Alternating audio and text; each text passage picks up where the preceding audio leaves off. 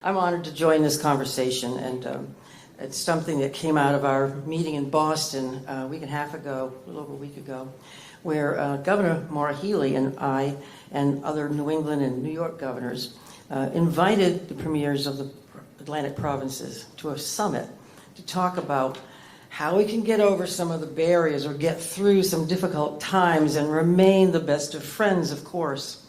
And you know that Canada is Maine's closest and most important trading partner. So we are very concerned about the current status of tariffs, among other things. We share a 611-mile-long border with multiple boarding crossings, I think 13 border crossings, 11 bridges, and binational communities. This is unique, Maine and New Brunswick and Quebec.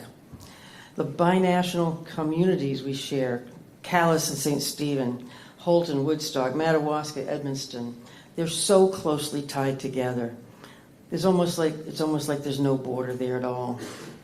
In fact, our border is longer with Canada than our border with the rest of the United States because we only border on one state, and that's New Hampshire.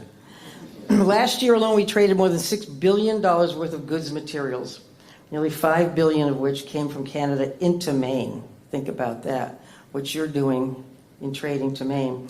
If it were an independent country, New Brunswick would be our largest export market, 5 times the size of our export markets in China, Japan, and Germany together.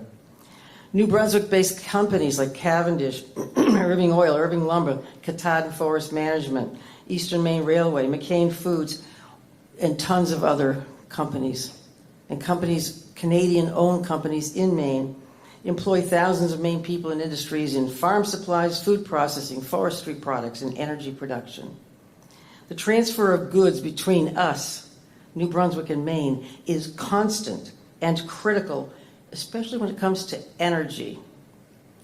Maine imports 90% of our propane and 80% of our heating oil and gasoline from Canada. Now, Maine has the oldest housing stock in the nation, too, so think about it. More than 50% of our homes are heated with oil. Where does that oil come from? New Brunswick. Electricity flows both ways, in both directions over our border, to and from New Brunswick.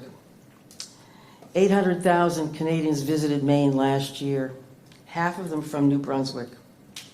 We are both partners to the International Emergency Management Assistance Compact. We help each other in hard times when there's a natural disaster or some other emergency. Our emergency people go to Canada. Canadian emergency people come to Maine.